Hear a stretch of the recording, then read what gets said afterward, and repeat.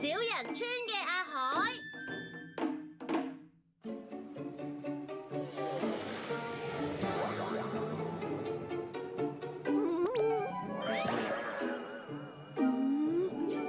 呢一隻係圍巾青蛙。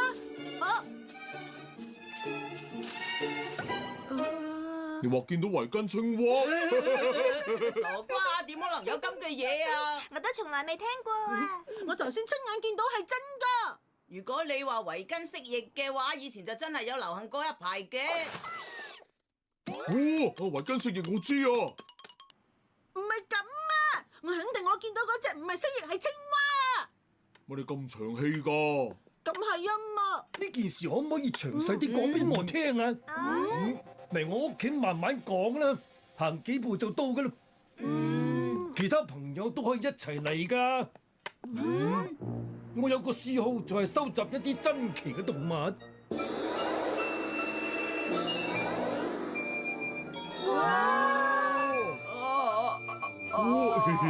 仲犀利過小夫你屋企收藏嗰啲古董咁喎。犀利啊你，連自然紀念物都有啊！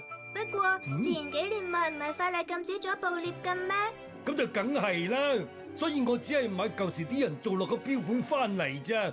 不過其實我有一個更加大嘅夢想，為咗實現佢，我俾幾多錢都得。熊貓、樹熊，仲有西邊山貓等等，我要將全世界嘅珍奇動物全部都請晒翻嚟屋企，甚至係白長鬚鯨，可以嘅話，尼斯湖水怪同雪怪我都要。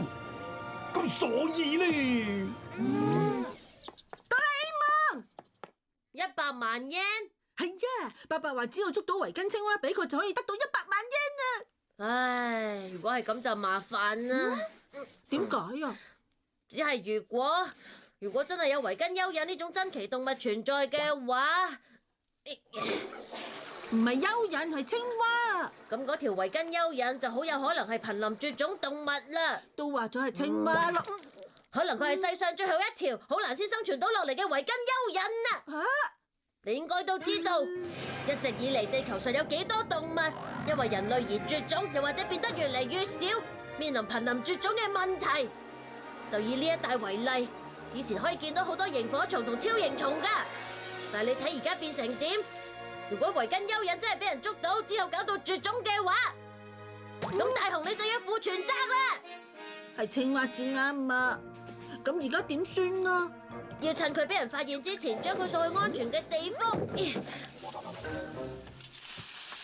哇！邊度咧？喺度啊！邊啊？好喎！喺度啊！邊度？睇嚟消息已經傳開咗，成個區都知啦。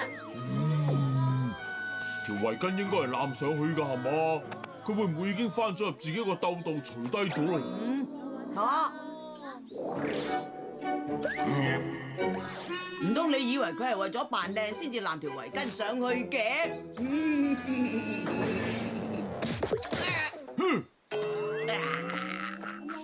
太好㗎啦！睇嚟暫時仲未有人揾到啊！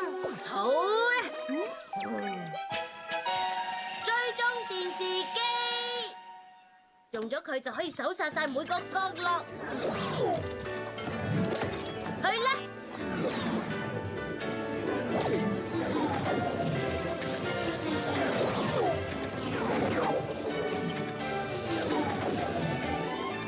你喺邊頭見到佢㗎？要細心睇清楚每個鏡頭先得啊！等陣啊！頭先鏡頭拍到啲奇怪嘢。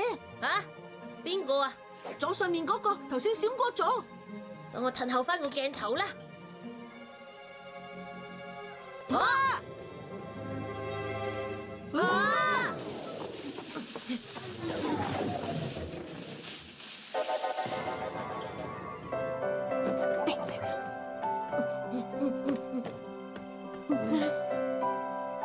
呢個係人嚟，相比之下，圍巾蚯蚓好小事啫。係青蛙啊！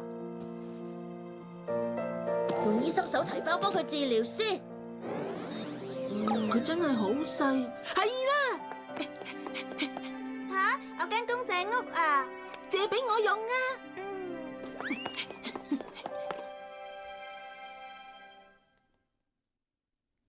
佢應該好快就會醒噶啦。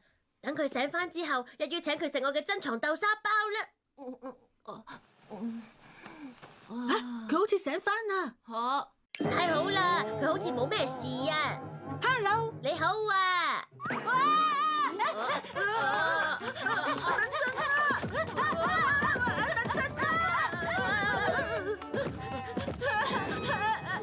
你唔使驚我哋噶。放心啦，我哋只係想幫你嘅咋。都唔怪得佢嘅，我哋嘅大細實在相差太遠啦。縮小電筒。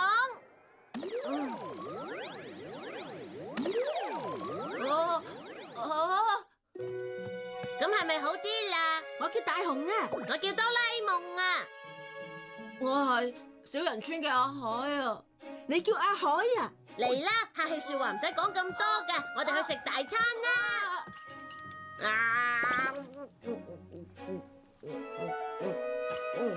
你頭先話你嚟自小人村？小人村就喺青葉山嘅森林入面。啊，喺森林入面啊？咁你哋住嘅環境都幾好喎。我記得嗰一帶最近發展得好快，唔止起咗新嘅馬路同埋車站，而家隔籬仲起緊新嘅公寓同埋成個新市鎮添。係啊，所以我哋而家都好麻煩。點解啊？森林變得越嚟越細，原本住喺嗰度嘅動物、昆蟲同魚都被趕走，所以我先至走出嚟揾下有冇新嘅地方可以住。已經過咗1個星期噶啦，但係無論我去到邊都係巨人族嘅市鎮。巨人族？我哋小人族平時都係叫你哋做巨人族噶。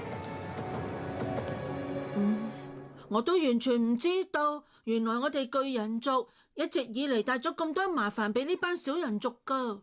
總言之，去你條村睇下先啦，話唔定我哋可以幫到你哋手噶。去青葉山嘅森林。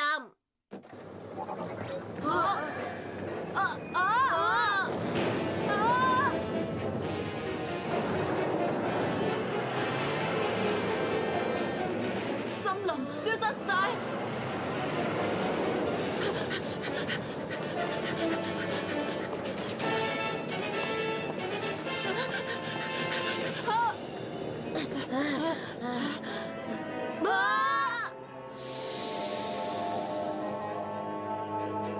唔通呢度就係爸爸媽媽，仲有我妹妹小紅全部都，佢哋一定係去咗其他地方避難咋。冇錯係啊，一定喺工程開始之前就搬走咗啦。我哋一齊去揾啦，好唔好？提起精神啊！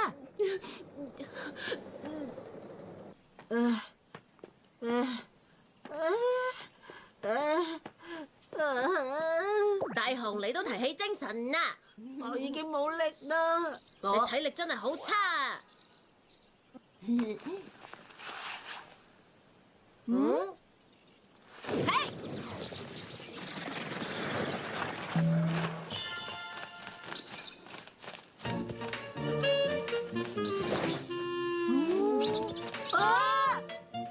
變咗做維根燕子啊！呢一樣係萬能韁繩，我哋一於飛上天揾啦！隻背脊俾我哋騎下。唔通嗰隻維根青蛙都係咁嚟嘅？青蛙？哦，你話佢啊？我嗰陣唔覺意瞓着咗，俾佢揈咗落嚟，差啲就出事啦。原來唔係真正嘅維根青蛙嚟。你哋要捉實啦！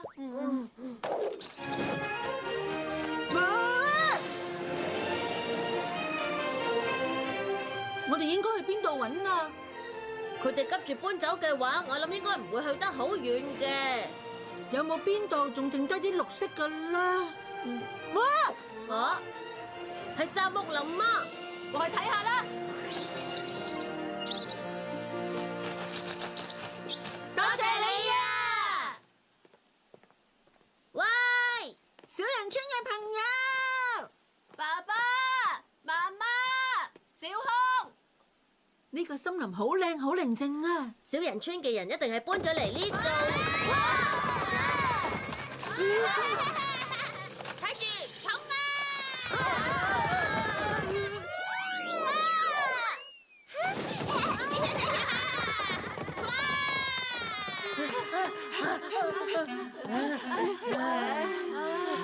佢哋應該唔會住喺呢啲咁危險嘅地方噶。去其他地方揾啦。唉